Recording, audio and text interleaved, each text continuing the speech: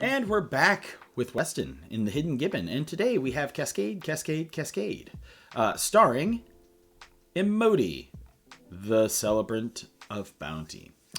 Everybody knows who this guy is. He's pretty fun. But who is he for those of you who don't?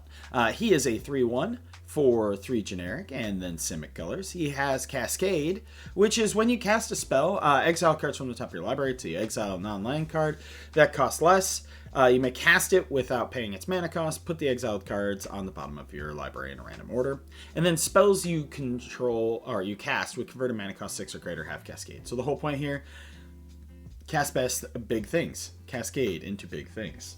Do some cascading. And yes, before you ask, because I am a huge fan of the card, we do have Apex Devastator in this deck. I could just not do that, right? We have Ugin, Eye of Storms. He's the new Ugin. He's pretty frustrating for people to play against. He has when you cast a spell, exile up to 1 target permanent that's 1 or more colors. And when you cast a colorless spell, exile up to 1 target permanent that's 1 or more colors. He gains you life, he adds mana, and he can search your library for colorless things. We have the old Ugin, who's also pretty good. He will shoot things for 3, exile things, and he can draw you a whole bunch of stuff. Now for our creatures. I didn't put too many Eldrazi in this deck, mainly because it's so easy to do Eldrazi, especially in Simic, so I stuck to some like Simic Ramp, Simic Smash, that sort of thing. We do have Artisan of Kozilek in here, though. We have AC. You may play an additional land. Whenever you play a land, you draw a card. Annoyed Altasaur. It has Trample, Reach, and Cascade. There's our boy, our big beefy boy. Cascade, Cascade, Cascade, Cascade. Which, you'd get 5 Cascade triggers, right? You'd Cascade for casting him, and then you get the 4 other Cascade triggers. All of the Cascade. Artisan of Kozilek, like I said. Birdie of Paradise. Bonnie Paul, Clear Cutter. We have Consecrated Sphinx. We have Endray's Forerunners. We have Gulta Primal Hunger.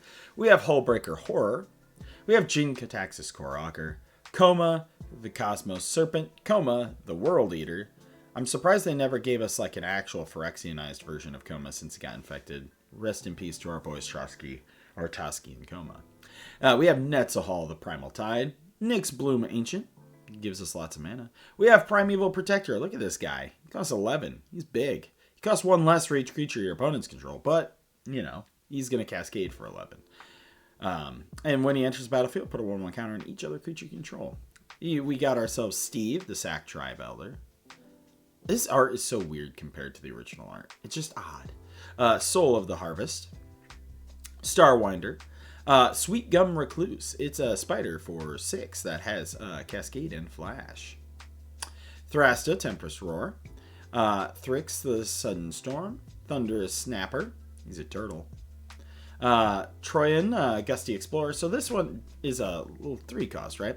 He adds 2. This mana can only be spent on spells that cost 5 or greater. You can also loot for him. We have Vorinclex and we have Zopandrel.